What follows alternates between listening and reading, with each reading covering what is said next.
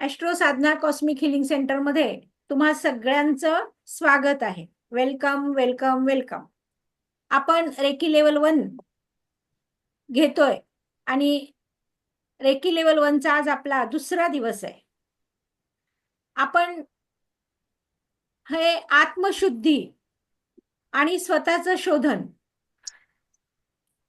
ह्या पहिल्या लेवलचा जो टॉपिक आहे तो आपण बघतोय.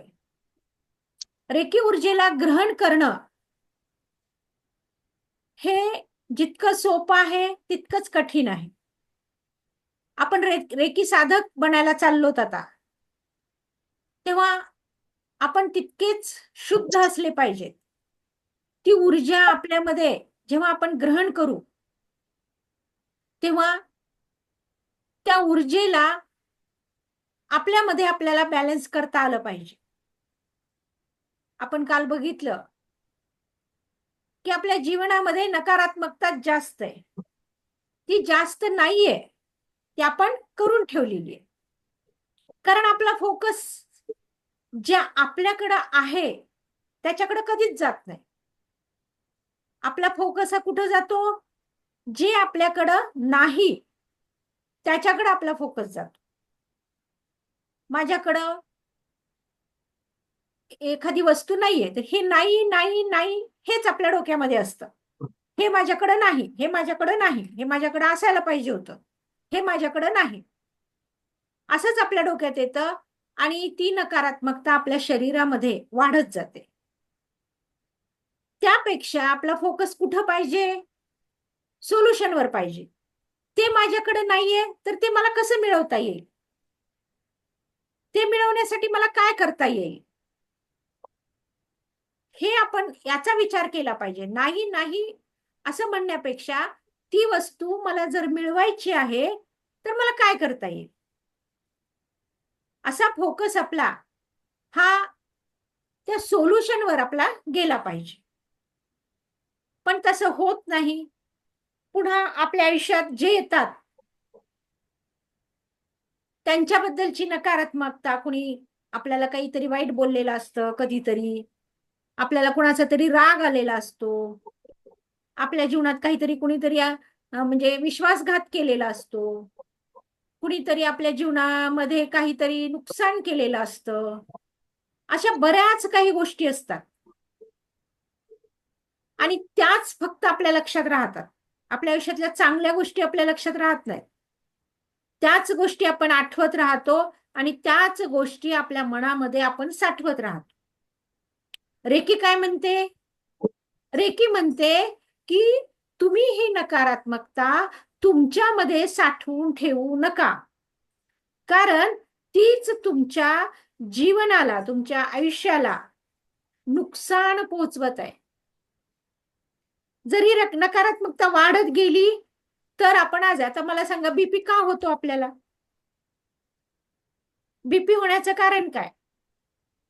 तर आपल्यामध्ये जास्त तणाव निर्माण झाला, आपल्या भावना जास्त ताणल्या गेल्या की आपल्याला बीपी होतो. शुगर का होतं? शुगर आपल्याला जास्त टेन्शन वाढलं की शुगर होतं. आपण हे अगदी बिनधास्त हे कारण सांगतो की नाही, याच्यामुळे हे होतं. पण का तणाव का घ्यायचा? टेन्शन का घ्यायचं? हे घ्यायची गरज नाहीये. प्रॉब्लेम हे जीवनामध्ये येत असतात, त्या प्रॉब्लेमला आपण सोडून द्यायचं असतंय. कारण वर्तमानामध्ये जर जगायला आपण शिकलो तर ते प्रॉब्लेम कधीच आपल्या बरोबर येत नाहीत. आपण भूत, भविष्य, वर्तमान हे सगळ्यांना एकत्र करून जगतो आणि त्यामुळे नकारात्मकता आपल्यामध्ये वाढत जाते. ही नकारात्मकता आपल्याला शारीरिक आजारापर्यंत, मानसिक आजारापर्यंत सुद्धा पोहोचवते. आणि आपली मानसिक स्थिती नीट नसेल तर आपल्या व्यवसायात, आपल्या नोकरीत अजिबात लक्ष लागत नाही. तिथेही आपलं नुकसान व्हायला लागतं, कारण आपलं मन सकारात्मक नसतं, मन आपलं शांत नसतं. आणि म्हणून पहिलं काम काय करायचंय आपल्याला हे रेकी साधक होण्यासाठी?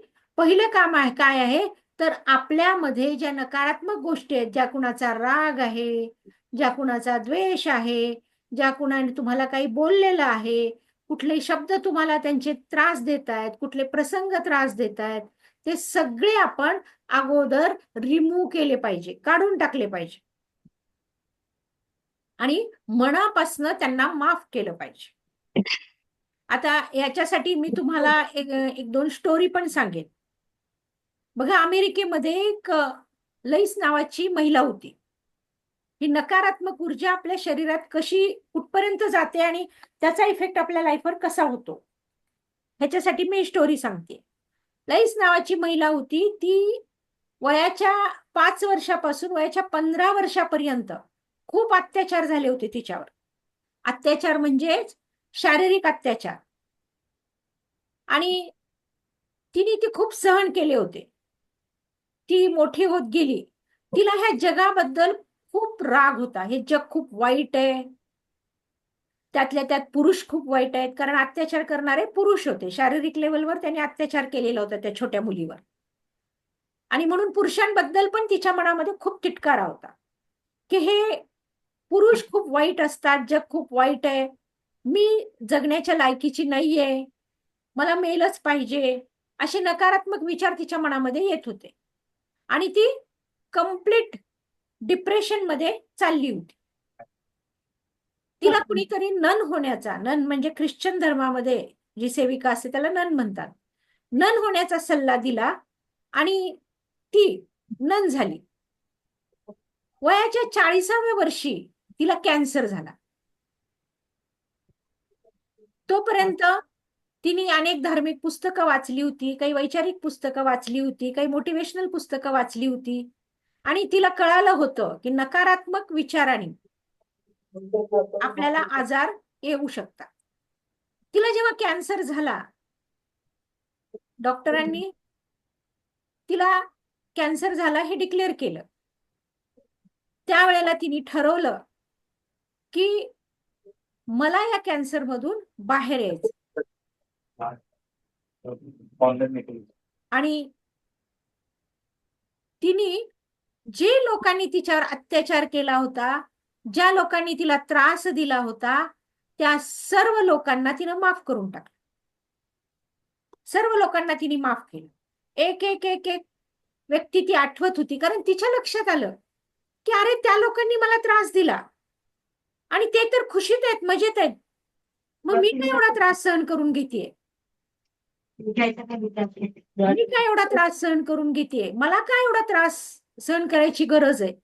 ऍक्च्युली ज्यांनी त्रास दिला ते गुन्हेगार आहेत, पण ते तर मस्त फिरतायत, मस्त आपलं जीवन जगतायत, आणि मग मलाच का हे सगळं भोगायची वेळ आहे, असा विचार तिने केला. आणि तिने मग त्या सगळ्या लोकांना माफ करून टाकलं ज्यांनी तिच्यावर अत्याचार केला होता. जे सतत सतत तिच्या डोक्यामध्ये ते घोळत होतं, सतत सतत त्या गोष्टीचा त्रास तिला होत होता, ते सगळ्यांना तिने माफ केलं. आणि त्या माफीचा असा परिणाम झाला की हळूहळू हळू ती कॅन्सर मधून बाहेर यायला लागली. बघा, जे नकारात्मक विचार तिने मनामध्ये ठेवले होते, त्या लोकांबद्दलची घृणा, त्या लोकांबद्दलचे वाईट विचार, ज्या लोकांनी तिच्यावर अत्याचार केला होता त्या लोकांबद्दलची एक प्रकारची घृणा तिच्या मनामध्ये होती आणि खूप चीड होती त्या लोकांबद्दल तिच्या मनामध्ये. त्या लोकांबद्दलच नाही तर सगळ्या पुरुष जातीवर तिची चीड होती आणि सर्व हे जग वाईट आहे असंच तिला वाटत होतं. आणि ही नकारात्मकता तिने मनात ठेवून घेतली होती. ही प्रचंड नकारात्मकता तिच्या मनामध्ये तशीच राहून गेली होती लहानपणापासून. पण तिला जेव्हा कॅन्सर झाला तेव्हा तिनं विचार करायला तिने सुरुवात केली की ज्या लोकांनी मला त्रास दिला ते तर एवढे चांगले राहिले आणि मी मात्र कॅन्सरची पेशंट बनले. आणि तिने त्या सगळ्या लोकांना माफ करायला सुरुवात केली. खणून काढून माफ केलं सगळ्यांना. खणून काढून म्हणजे आठवून आठवून, काल मी म्हटलंय तुम्हाला आठवा आठवा, तसं आठवून आठवून सगळ्याला तिने माफ करून टाकलं. आणि त्याचा परिणाम काय झाला तर ती कॅन्सर मधून पूर्णतः बाहेर निघाली. म्हणजे या स्टोरीवरून काय लक्षात येते तुमच्या, की नकारात्मक ऊर्जा आपल्याला कुठपर्यंत घेऊन जाऊ शकते, कुठल्या कुठल्या आजारापर्यंत घेऊन जाऊ शकते. ही अमेरिकेने पुन्हा to can heal your life असं एक पुस्तक सुद्धा लिहिलेलं आहे, तुम्ही गुगलवर बघा जाऊन. You can heal your life हे पुस्तक लिहिलं तिनं. ती 90 वर्षापर्यंत जगली. आणि तिने काय केलं मग, तिने असे आपल्या पुस्तकामध्ये असे चार्ट तयार केले, सर्दी फडशापासून ते कॅन्सर पर्यंत. हे नकारात्मक विचार, त्या नकारात्मक विचारामुळे हा आजार, आणि ह्या आजारावर हे सकारात्मक विचार, असं पुस्तकात तिने चार्ट तयार करून दिलेला आहे. आणि त्याचा उपयोग मग सगळ्याला व्हायला लागला. म्हणजे नकारात्मक ऊर्जा आपण मनामध्ये साठवतो, आपल्या न कळत ती सबकॉन्शियस माइंड पर्यंत जाऊन पोहोचते आणि त्याचे इफेक्ट असे व्हायला लागतात. आता आपल्या भारतातले डॉक्टर लासुरे मॅडमला माहित असतील, डॉक्टर जे अमेरिकेमध्ये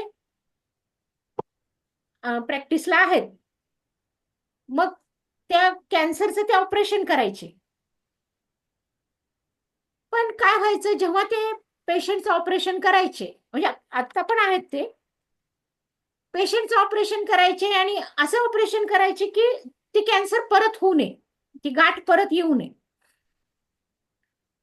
पण ती पुन्हा त्या व्यक्तीला कॅन्सर पुन्हा व्हायचा, तो पुन्हा ती गाठ मोठी व्हायची, म्हणजे पसरायचं ती कॅन्सर.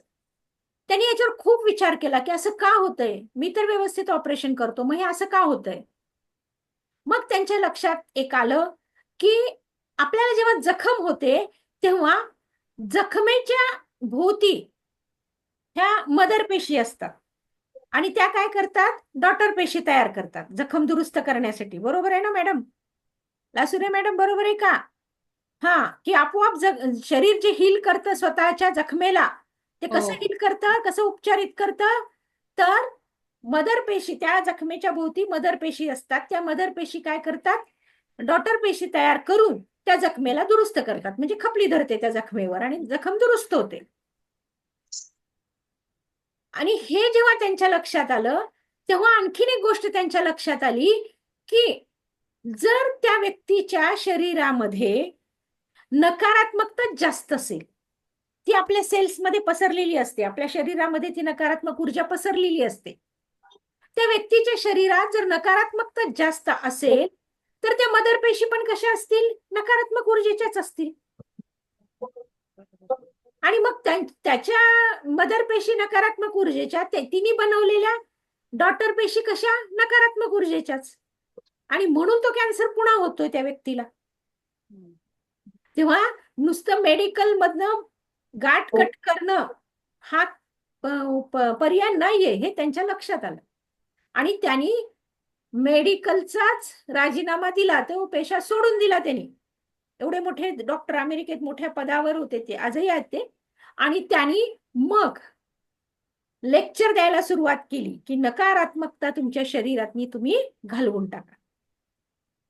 सगळ्यांना ते आजही ते मार्गदर्शन करतात की कशा प्रकारे तुम्हाला आजार जो झालाय, तो आजार का झालेला आहे, का होतो, आणि तुमच्या शरीरातली नकारात्मकता तुम्ही कशी काढून टाकायची, हे आजही ते स्वतः सांगतात आणि लेक्चर देत जातात.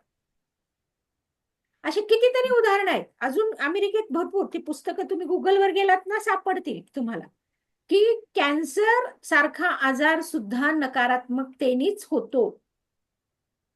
आपण कुठलाही आजार असेल तर त्याच्या बेसला काय असतं, तर नकारात्मकता असते.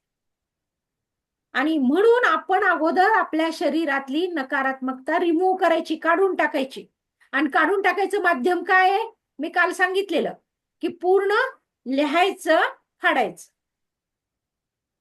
आता डॉक्टर म्हणतात की मान्य आहे आपल्याला काढून म्हणजे नकारात्मकता काढायची, पण आपण माणूस आहोत, जसं दारू पिणाऱ्या माणसाला दारू प्यायचं नाही, ते वाईट असतं वगैरे वगैरे आपण सांगतो, त्यालाही पटतं ते. पण दारूचं दुकान दिसलं की पाय वळतात ना त्याचे.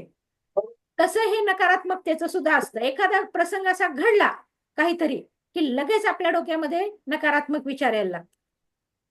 पण येऊ द्या, पण त्याच दिवशी तुम्ही ते लिहून रिमूव्ह करा, फाडून टाका. लिहा आणि फाडून टाका त्याला. हे खूप गरजेचं आहे. तुमच्या सबकॉन्शियस माइंडला तुम्ही रिकामं करा.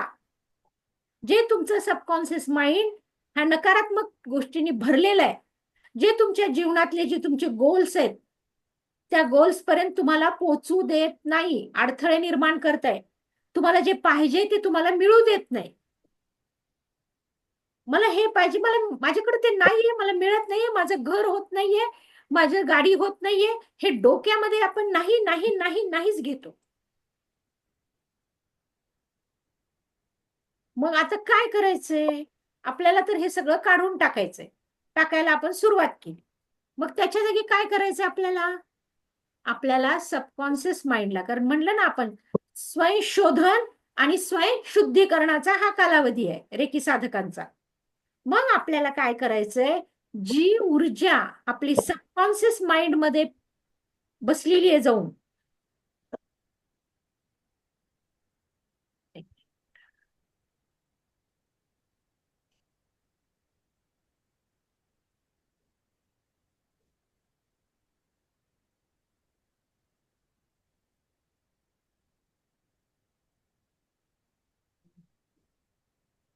दिसतंय? हो, दिसतंय दिसतंय. हा, ही जी ऊर्जा आपली सबकॉन्शियस माइंड मध्ये जाऊन बसलेली आहे ती आपल्याला रिमूव्ह करायची. मग आपलं बघा, कॉन्शियस माइंड किती कमी आहे, 10% आहे. आणि सबकॉन्शियस माइंड किती आहे आपलं? 90%. 90%.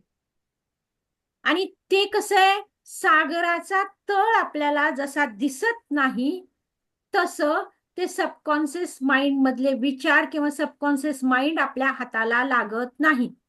आपण कसे विचार करतो, कुठून करतो आपल्याला काही कळत नाही, पण ती विचाराची शृंखला आपली सतत चालू असते. आपण गाडीतून फिरतोय, आपण काम करतोय, आपण स्वयंपाक करतोय, तरी आपलं डोकं काय होत असतं? काही ना काही विचार करत असतं. त्यालाच आपण काय म्हणतो? Subconscious mind. ते सबकॉन्शियस माइंडचंच डोकं काम करतं. मग त्या ठिकाणी आपल्याला एकदम चांगले सकारात्मक विचार पोचवायचे, जे की आपल्या जीवनातले सगळे प्रॉब्लेम नष्ट करणार. सकारात्मक विचार आपल्याला तिथपर्यंत पोचवायचे. नकारात्मक विचार काढून टाकायचे आणि त्या ठिकाणी सकारात्मक विचार पोचवायचे. मग हे सकारात्मक विचार त्या ऊर्जेपर्यंत जा. ही खूप प्रचंड ऊर्जा आहे सबकॉन्शियस माइंडची. त्याच्या 1% सुद्धा आपण त्या ऊर्जेचा वापर करत नाही. त्या सबकॉन्शियस माइंडच्या ऊर्जेचा 1% सुद्धा आपण वापर करत नाही. तर ही प्रचंड ऊर्जा आपल्याला जर मिळवायची आहे तर काय करावं लागेल? आपल्याकडे त्याचे 3 टेक्निक आहेत. 3 टेक्निक. ते 3 टेक्निक कोणते? बघा, एक अफर्मेशन, दुसरं व्हिज्युअलायझेशन आणि तिसरं ध्यान. हे 3 टेक्निक तुम्ही आत्मसात केले की तुम्ही समजून घ्या की तुम्ही पूर्णतः तुमच्या सबकॉन्शियस माइंडवर विजय मिळवला. 3 टेक्निक तुम्हाला रेकी धारण करण्या अगोदर हे 3 टेक्निक शिकायचे. अफर्मेशन, व्हिज्युअलायझेशन आणि ध्यान म्हणजेच मेडिटेशन. मेडिटेशन आपण जे मेडिटेशन करतो त्याच्यापेक्षा वेगळं मी ते नंतर सांगेन. आता अफर्मेशन म्हणजे काय हे बघू आपण आज. अफर्मेशन म्हणजे काय? चलता, बोलता, उठता, बसता आपण आपल्याला जे सूचना देतो. आज बाईंनी भांडेच चांगले घासले नाहीत, आज बाईंनी स्वयंपाकच नीट केला नाही, आज गाडीला उशीरच झाला, आज माझी कलिंग लवकर आली नाही, मला घरी लवकर जाता आलं नाही. जे काही आपण चलता उठता बसता सूचना आपल्या ह्या अवचेतन मनाला, ह्या सबकॉन्शियस माइंडला देत असतो, त्या सूचनाकडे थोडस आपल्याला लक्ष द्यायचंय की आपण काय बोलतो आणि कसं बोलतो. त्या सूचना देताना आपल्याला नेहमी सकारात्मक सूचना द्यायच्या. सकारात्मक सूचना म्हणजे कशा? बघा, मी तुम्हाला एक उदाहरण सांगते. जिजाऊचं जिजाऊचं उदाहरण सांगते. मा जिजाऊ, लहानपणापासूनच शिवाजी महाराजांना काय म्हणत होत्या, काय म्हणून हाक मारायच्या? माझे जुने स्टुडंट माहितीये त्यांना, काय म्हणायच्या? बाळराजे. बाळराजे, करेक्ट. त्यांनी कधी तरी शिवाजी म्हणून हाक मारलं का? नाही, त्या नाही. बाळराजेच म्हणायच्या. आणि ते बाळराजे पुढे या हिंदवी स्वराज्याचे संस्थापक बनले. त्यांनी हिंदवी स्वराज्याची स्थापना केली आणि छत्रपती शिवाजी महाराज झाले, राजे झाले. म्हणजे ही अफर्मेशन किती स्ट्रॉंग होती Positive. जिजाऊची, खूप स्ट्रॉंग होती. त्या अफर्मेशनकडे आपण जाणीवपूर्वक लक्ष द्यायचंय. नाहीतरी आपण घरात बाळांची नावं ठेवतो, आपल्या मुलांची, काहीतरी त्यांना चिंटू पिंटू म्हणतो. नावामध्ये खूप मोठं व्हायब्रेशन असतं, त्यामुळं पूर्ण नाव घ्यायचं कधीही, आणि त्याला टोपण नाव द्यायचं नाही. म्हणजे सांगायचं काय आहे की व्हायब्रेशन हे आपल्या भोवती तयार होतात, ते आपल्या अफर्मेशन वर तयार होतात. आपण कशी अफर्मेशन देतो स्वतःला किंवा इतरांना, त्याच्यावर ते व्हायब्रेशन तयार होत असतात आणि त्याच्यानुसार आपलं माइंड बनतं, आपल्या सबकॉन्शियस माइंड पर्यंत ती गोष्ट जात असते. मग आता लक्षात आलं काय करायची ऍक्टिव्हिटी तुम्हाला? पहिली ऍक्टिव्हिटी करायची, सगळ्या निगेटिव्ह गोष्टी लिहायच्या आणि फाडायच्या जीवनातल्या. दररोजच्या दैनंदिनला 21 दिवस हे करायचे तुम्हाला. काही सुद्धा कचरा डोक्यामध्ये ठेवायचा नाही. आणि दुसरी ऍक्टिव्हिटी काय करायची, तर सतत सकारात्मक बोलायचं, सकारात्मक अफर्मेशन द्यायची. अफर्मेशन म्हणजे आपल्या मनाला दिलेली आपण सूचना. सतत आपण सूचना ह्या सकारात्मक द्यायच्या. बघा, इमोटो म्हणून जपान मधले एक शास्त्रज्ञ होते, मसुरी इमोटो. त्यांनी एक प्रयोग केला ह्या सकारात्मक ऊर्जेचा, एक प्रयोग केलेला आहे. तुम्हाला तो गुगलवर पण दिसेल, पण मी दाखवते. तो प्रयोग त्यांनी पाण्यावर केला. पाण्यावर का केला? तर या पृथ्वी तलावर 70% पाणी आहे आणि आपल्या शरीरामध्ये सुद्धा 70% पाणी आहे. म्हणजे आपला रेशो कसा आहे, इक्वल आहे. या पृथ्वीच्या पंचतत्वाशी निगडीत आपल्या शरीराचा रेशो आहे. 70% पाणी आपल्या शरीरातही आहे आणि 70% पाणी पृथ्वी तलावरही आहे. आता पृथ्वी तलावरच्या पाण्यावर 70% पाणी आहे, त्याच्यावर जर काही प्रयोग केले तर जे व्हायब्रेशन तयार होतील तेच व्हायब्रेशन आपले सुद्धा तयार होतील, कारण आपल्यामध्ये पण 70% पाणी आहे. तेच व्हायब्रेशन आपल्यामध्ये सुद्धा तयार होतील. आणि मग त्यांनी तो पाण्यावरती प्रयोग केला आणि आपल्याला दाखवून दिलं की काय होत असतं. मी दाखवते तुम्हाला.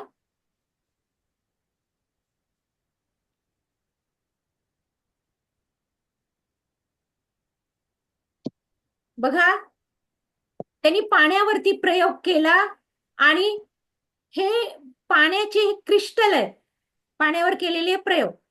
पहिल्यांदाच पाणी जे आहे, माझं मी कर्सर जिथं नेलाय ते पाणी, हा बोलू नका बोलू नका, हे पहिलं पाणी आहे ना, ते पाणी मूळ रूपातलंय. त्या पाण्याचा त्यांनी तिरस्कार केला. म्हणजे जे पाणी आता पृथ्वी तलावर मिळतं ते पाणी आहे आणि त्याला हेट म्हटलं. तर ते पाणी कसं आहे बघा, तुम्ही पिऊ शकताय का? पिऊ शकताय का? कुणीतरी द्या उत्तर. नाही. नाही. हा, नाही. इतकं ते घाण पाणी आहे, बरोबर. मग त्याच पाण्याला त्यांनी लव म्हटलं, प्रेम करतोय आम्ही तुझ्यावर, तू खूप चांगला आहेस, तुझ्यामुळं आमचं जीवन आहे, तू आमच्या शरीराला पूर्ण जीवन पुरवतोस, तू खूप चांगला आहेस, खूप चांगला आहेस, असं त्या पाण्याला त्यांनी म्हटलं. बघा त्या पाण्याचं कसं क्रिस्टलमध्ये रूपांतर झालं. किती सुंदर दिसतंय ते पाणी आता. त्याचे क्रिस्टल किती छान दिसतं ना. लव लिहिलेलं पाणी. बोला कुणीतरी. हो हो दिसतंय, हो अगदी. हा, आता हे मधलं जे हे आहे तो आहे थँक्यू. त्यांनी पाण्याला काय म्हटलं? थँक्यू. थँक्यू. हा, आणि थँक्यू म्हटल्यानंतर पुन्हा त्या पाण्याचा आकार बदलला आणि ते पाणी असं तयार झालं. त्याचे क्रिस्टल असे तयार झाले, कारण पाणी क्रिस्टल रूपात असतं. पाणी आपण ज्याच्यामध्ये मिसळू तसं ते बनत असतं. मग आपण त्याच्यामध्ये आपल्या भावना मिसळल्या आणि भावना मिसळल्यानंतर त्या पाण्याचं रूप असं बनलं. आपण जे पाण्यात मिसळू तसं बनतं ना पाणी. तर इथं खरंय. आपण भावना मिसळल्या, म्हणजे मसुरी माटुनी त्याच्यात भावना मिसळल्या आणि त्या भावना मिसळल्यानंतर इतकं घाण दिसणारं पाणी हे इतकं छान दिसायला लागलं. म्हणजे विचार करा, आपल्याही शरीरामध्ये 70% पाणी आहे.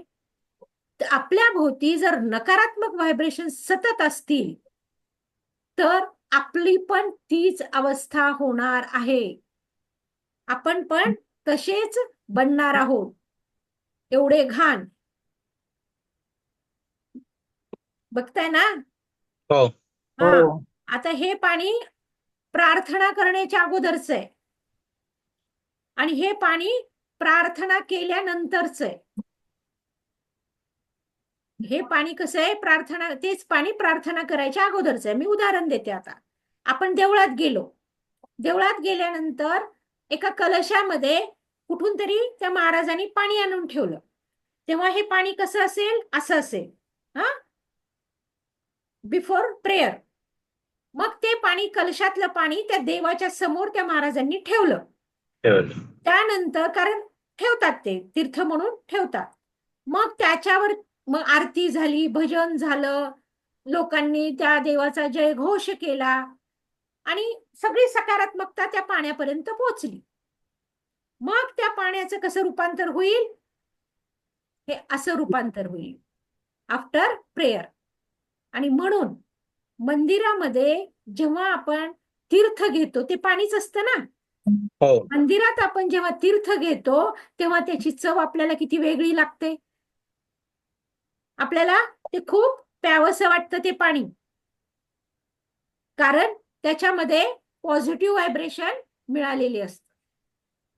देवाच्या पॉझिटिव्ह व्हायब्रेशननी ते पाणी तयार झालेलं असतं.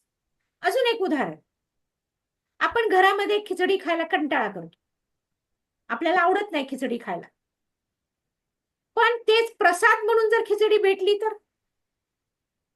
आपल्याला किती आवडते ती खिचडी प्रसादाची, किती छान लागते आपल्याला. का बरं? कारण त्याच्यामध्ये ते पॉझिटिव्ह व्हायब्रेशन गेलेले आहेत, म्हणून ती खिचडी छान लागते. तुम्ही कधी अक्कलकोटला समर्थाच्या तिथं गेला असाल तर तिथं तुम्ही पाहिलं असेल ते किती साधं जेवण असतं. ते भात वरण खूप साधं असतं ते जेवण, पण किती चविष्ट असतं ते, किती छान लागतं आपल्याला खायला ते. म्हणजे अजिबात असं मनात येत नाही. आणि तसं वरण जर आपण घरी केलं तर आपण खाऊ शकू का? नाही खाऊ शकत. नाही. मंदिरामधलं ते प्रसाद रूपी जेवण, ज्याच्यामध्ये पूर्ण सकारात्मक भावना मिसळलेली आहे, ते आपल्याला किती छान लागतं, किती खावं वाटतं.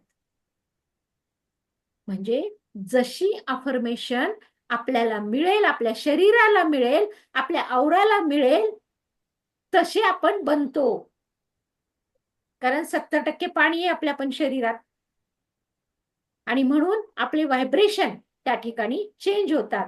मग आपण चिडचिडे बनतो, आपण रागिष्ट बनतो, आपल्याला आजार होतात. ती निगेटिव्हिटी हायर लेवलवर जर गेली तर मोठमोठे आजार सुद्धा आपल्याला होतात. म्हणून नेहमी अफर्मेशन कसे द्यायचे? पॉझिटिव्ह द्यायचे, पॉझिटिव्ह बोलायचं. दुसऱ्यांनाही बोलताना पॉझिटिव्ह बोलायचं. कुणाचा राग मनामध्ये धरायचा नाही. आपण त्याला माफ करू शकत नाही तर आपण न्यूट्रल व्हायचं, पण मनामध्ये राग ठेवायचा नाही. अगदी शुद्ध अंतःकरणाने त्याला माफ करून टाकायचं आणि आपल्या लाईफमध्ये सगळंच्या सगळं आपण पॉझिटिव्ह वापरायचं. अफर्मेशन आपल्या पॉझिटिव्ह द्यायच्या. कुठली पण गोष्ट ही आपल्या मानसिकतेवर, सगळं काही आपल्या मनात असतं. गौतम बुद्ध म्हणतात एव्हरीथिंग इज युअर माइंड. तुमच्या मनात आहे सगळं. त्या माइंडला तुम्ही फ्रेश ठेवा, सकारात्मक ठेवा. तरच तुम्ही तुमच्या जीवनात रेकीला घेऊन येऊ शकता. तुमच्या सबकॉन्शियस माइंडच्या ऊर्जेपर्यंत तुम्ही पोहोचू शकता. आता अजून एक प्रयोग केला मसुरी माटोने, तो दाखवते मी तुम्हाला.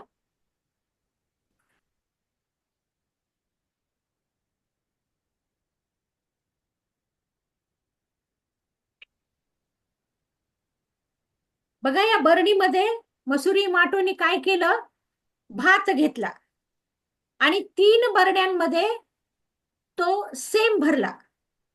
तिन्ही भरण्यात त्यांनी सेम भरला तो भात.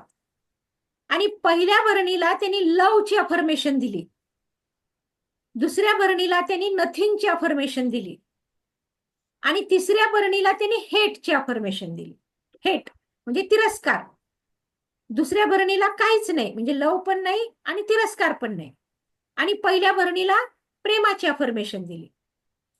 त्या पहिल्या बरणीला त्यांनी काय म्हटलं, तू खूप चांगला आहेस, तुझ्यामुळेच मला एनर्जी मिळते, मी तुझ्यावर खूप प्रेम करतो, तू माझ्या जीवनामध्ये माझा आहार म्हणून आलेला आहेस. असं खूप चांगलं चांगलं चांगलं चांगलं त्यांनी त्या बरणीला बोललं. दुसऱ्या बरणीला त्यांनी काहीच नाही बोललं, आहे तशी ठेवून दिली. आणि तिसऱ्या बरणीला म्हटलं की तू खूप खराब आहेस, माझ्या जीवनात जे काही वाईट आलेलं आहे तुझ्यामुळे आलेलं आहे, मी तुझं हेट करतो, मी तुझा तिरस्कार करतो. असं सतत त्या बरणीला त्यांनी बोललं.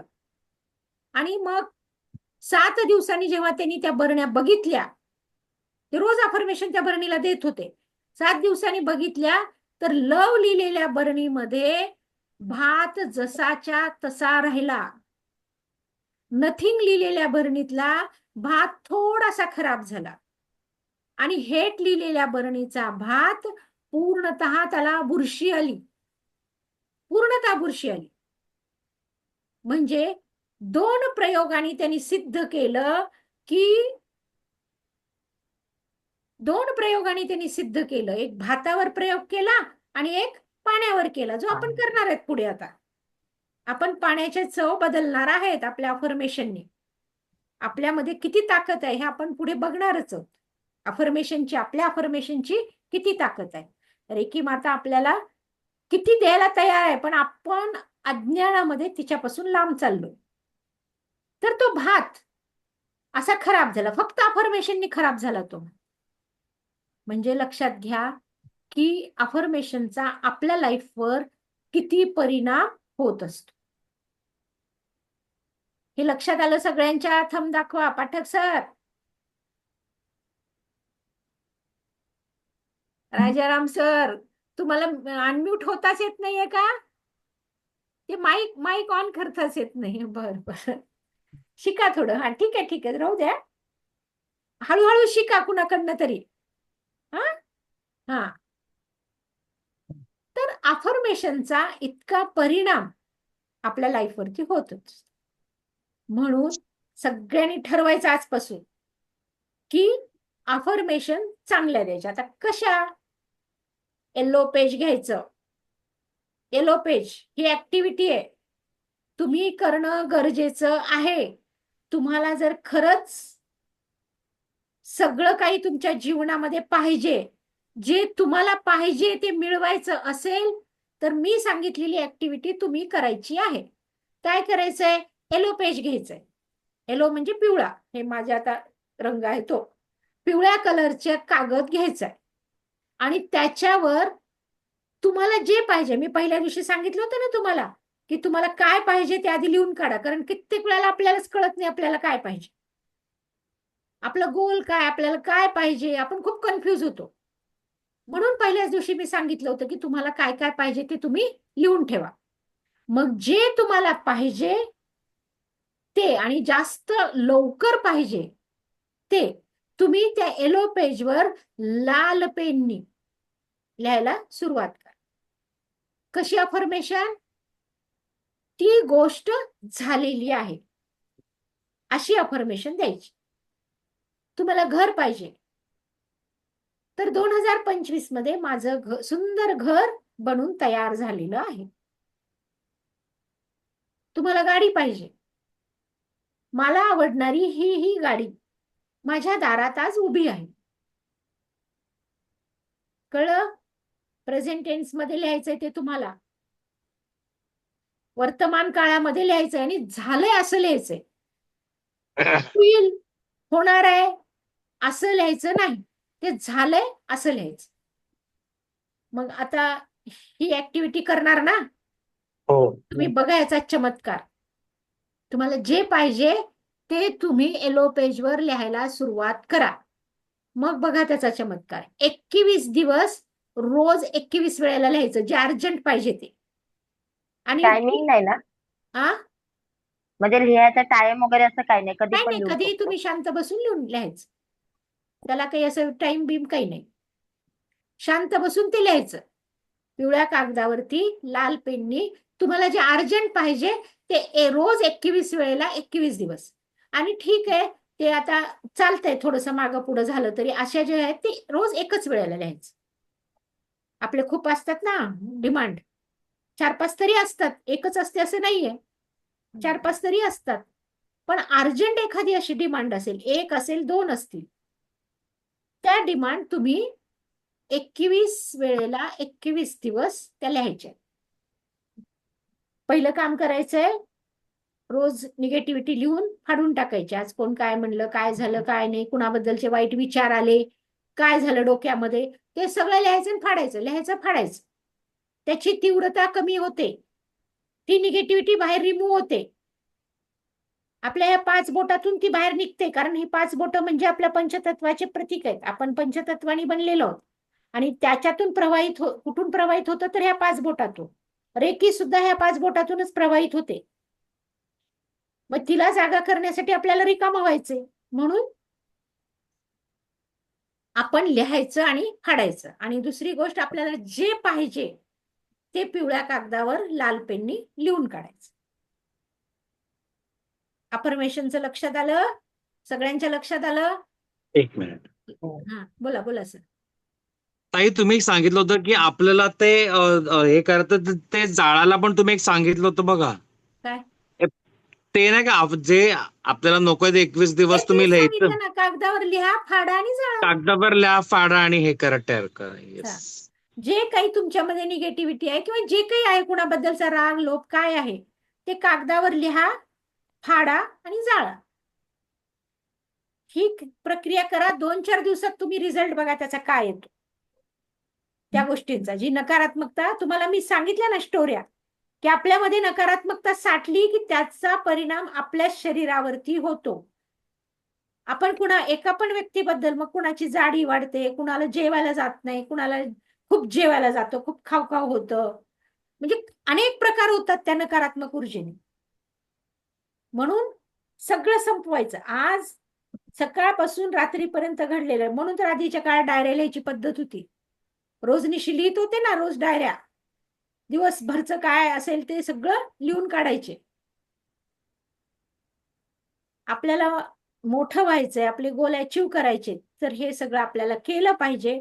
आपल्या सबकॉन्शियस माइंड पर्यंत ह्या गोष्टी न पोचू देता त्याला लगेच रिलीज केलं पाहिजे, रिमूव्ह केलं पाहिजे आणि त्या ठिकाणी चांगल्या गोष्टी आपण पोचवल्या पाहिजे. अफर्मेशन बद्दल काही शंका नसेल तर मी पुढे व्हिज्युअलायझेशन कडे जाते. आहे शंका? नाही. कोण कोण आहे बघू द्या मला आता. प्रत्येक जण इथं तर समोर येत नाहीये. उपाध्याय मॅडम, शंका आहे का तुम्हाला? नाही नाही. नाही, कळलं सगळं? हो हो. कळालं. हा, अजून कोण आहे?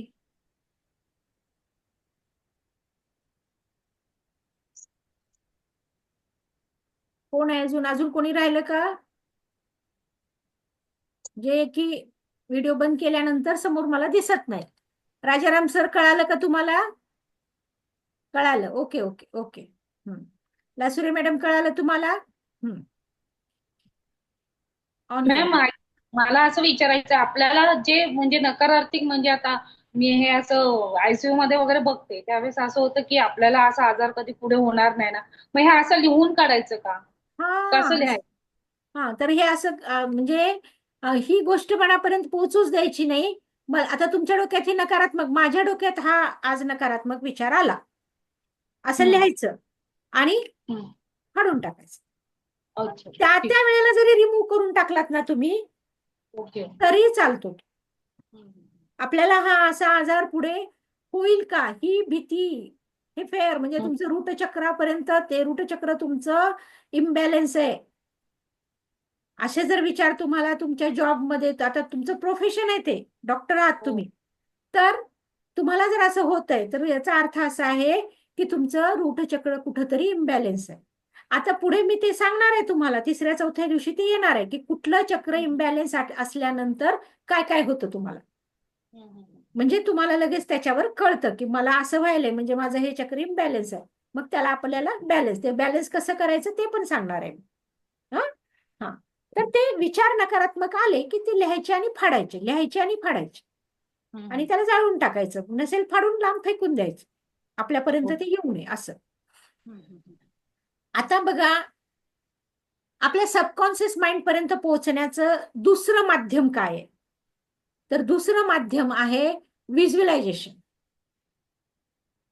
व्हिज्युअलायझेशन आपण कॉन्सन्ट्रेशननी बसून काय व्हिज्युअलाइज करतो त्याच्यावर खूप डिपेंड आहे. व्हिज्युअलायझेशन इज द खूप पॉवरफुल शस्त्र आहे तुमच्याकडं, तुमच्या इच्छा पूर्ण करणार. आठवायचंय समोर ते दृश्य, तुम्हाला व्हिज्युअलाइज करायचंय म्हणजे डोळ्यासमोर आणायचंय. आता मी तुम्हाला ते कसं व्हिज्युअलाइज करायचं ते शिकवते. मी तुम्हाला म्हणजे मला सांगा तुम्ही की ते तुम्हाला व्हिज्युअलाइज झालं का. हा हा पाठीचा कणा ताठ, सगळेजण सरळ बसा. 5 मिनिटाचं आहे, जास्त वेळ नाही, 5 मिनिट. हा पाठीचा कणा ताठ करून बसा, डोळे हलके बंद.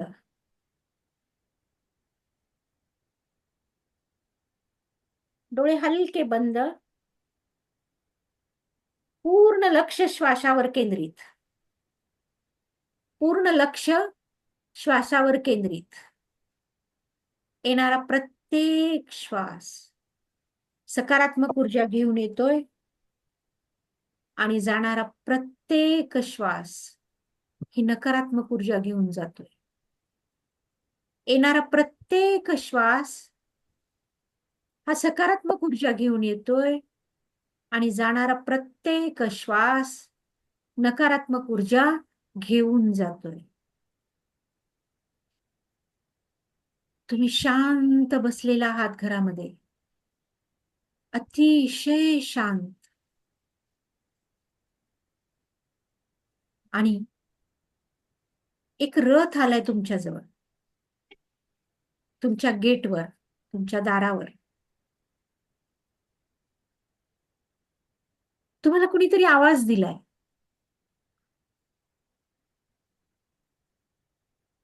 तुम्ही त्या दाराकडे धावत गेलात आणि बघताय तर एक पांढऱ्या घोड्याचा रथ तिथं उभा आहे. त्या रथामध्ये तुम्ही बसला. तो रथ आता निघालाय. तो ज्या रस्त्यावरनं धावतोय दोन्ही बाजूला हिरवीगार झाडी आहे, सुंदर अशी झाडी. चौकडे हिरवळ पसरलेली आहे.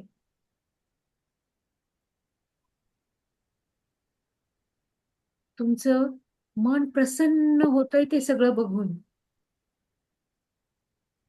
ते किलबिलणारे पक्षी, तो फुलांचा सुगंध आणि ती हिरवीगार झाडी. एका ठिकाणी रथ थांबलाय. तुम्ही रथातून खाली उतरला. तुम्ही अवतीभोवती बघताय.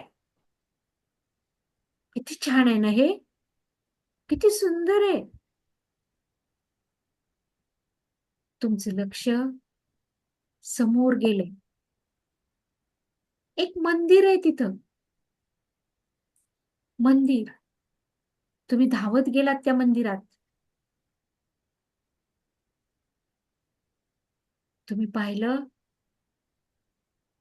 की तिथं निळ्या रंगाचा श्रीकृष्ण हातात बासरी घेऊन उभा आहे.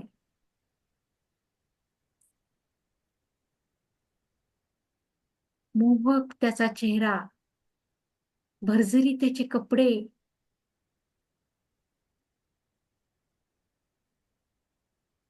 त्याच्या गळ्यात बघा फुलांचा हार आहे. किती सुंदर दिसती ना ती मूर्ती. तिथं धूप पेटवलेला आहे.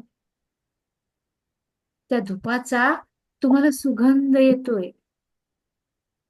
सगळ्या वातावरणात तो धुपाचा सुगंध पसरलेला आहे.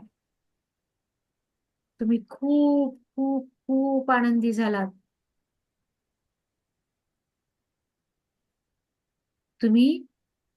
तुम्ही त्या कृष्णाचं दर्शन घेतलंय आणि प्रसन्न मनाने तुम्ही बाहेर आला. प्रसन्न मनाने. वातावरणामध्ये पसरलेला तो फुलांचा सुगंध, तो धुपाचा सुगंध तुमचं मन प्रसन्न करून टाकतंय. तुम्ही पुन्हा त्या रथात बसलात. पुन्हा त्या रथात बसलात आणि पुन्हा तुमच्या घराकडे तुम्ही निघालेले आहे. तो रथ तुमच्या दारामध्ये उभा झालाय. तुम्ही रथातून खाली उतरताय. तुम्ही गेट काढून घरामध्ये प्रवेश करताय. आणि जिथं तुम्ही बसला होतात तिथं परत जाऊन बसताय. परत जाऊन बसताय. दोन्ही हात रब करा आणि डोळ्यावरती ठेवा. दोन्ही हात रब, डोळ्यावरती हात ठेवा.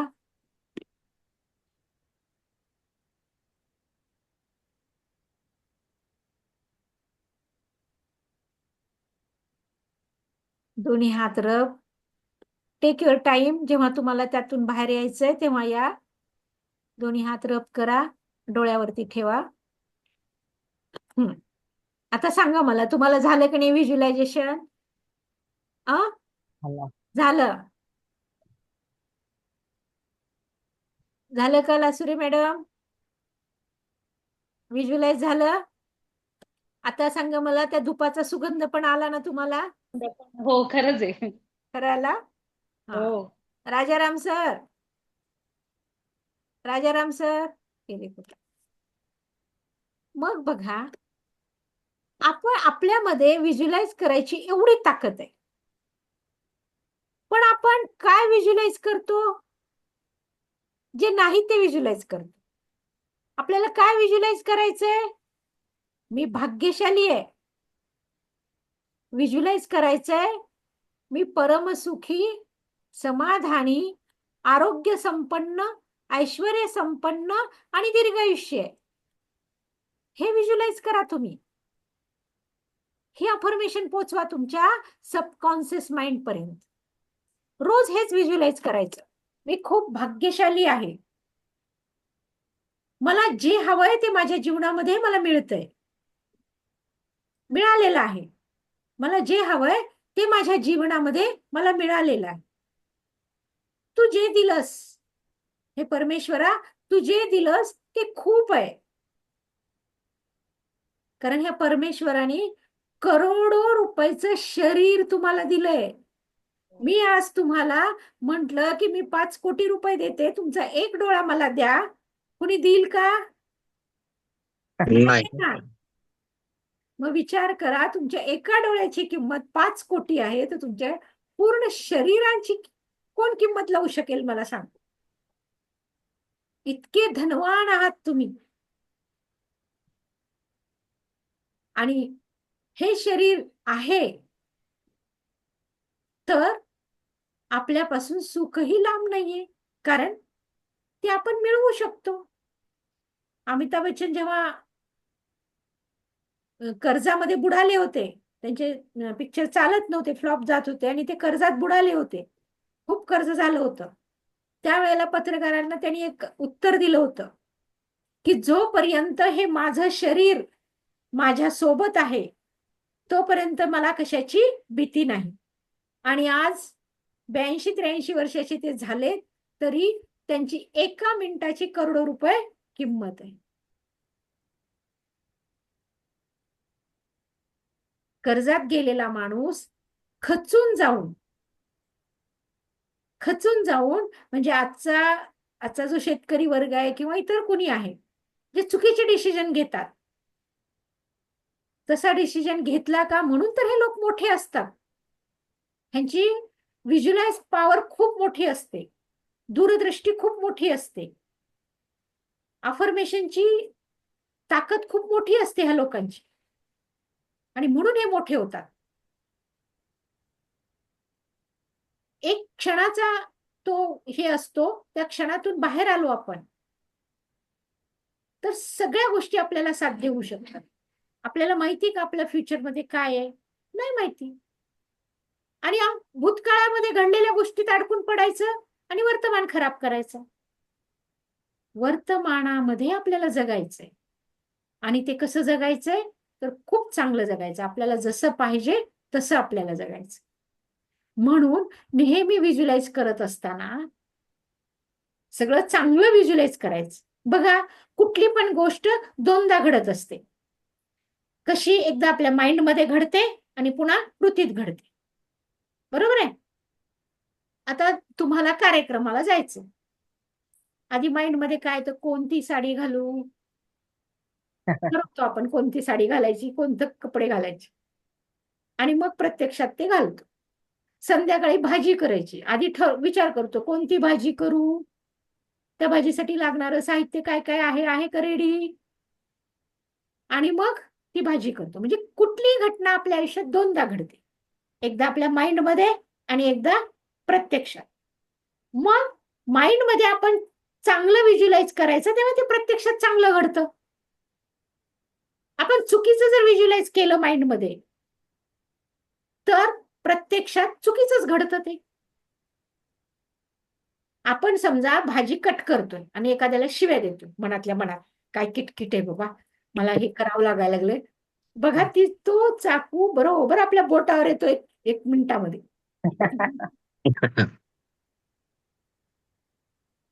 म्हणून चांगले विचार, चांगली कल्पना, चांगलं व्हिज्युअलायझेशन हे सगळं चांगलं आपण करायचंय, पॉझिटिव्ह करायचंय, सकारात्मक करायचंय. हे केल्यानंतर आपण बघा तुमचं लाईफ पूर्ण चेंज झालेलं असेल, तुमच्या अवतीभोवतीचं वातावरण पूर्ण चेंज झालेलं असेल. तुम्हाला सगळ्यांना सुधारवत बसायचं नाहीये, आधी तुम्हाला सुधारायचंय. तुम्ही हे चुकीचे विचार करायचे सोडून द्यायचे. हे असंच का घडलं आणि ते तसंच का घडलं, फ्युचरमध्ये काय वाढून ठेवलंय आपल्याला माहित नसतं. त्यामुळं त्याचा विचार करून आजचं वर्तमान खराब करायचं.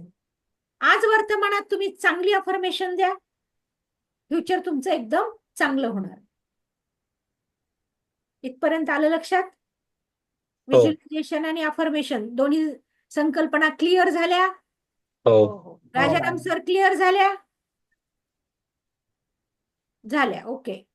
बरं, 1 मिनिट. उपाध्याय मॅडम क्लिअर झालं का? हो हो. हा, ठीक आहे. ठीक आहे, आता मला वाटतं थांबावं, 7 वाजलेले आहेत. एक राहिलं आता ह्याच्यातलं, ते आहे तुमचं मेडिटेशन. आपल्याला सबकॉन्शियस माइंड पर्यंत पोहोचण्याचे 3 मार्ग आपण आज घेतले ना.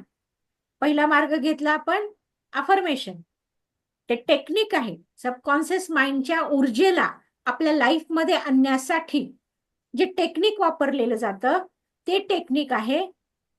एक आहे अफर्मेशन, दुसरं आहे व्हिज्युअलायझेशन. सकारात्मक अफर्मेशन द्या, सकारात्मक व्हिज्युअलायझेशन करा, जे घडलं आहे असं प्रत्येक गोष्ट करा.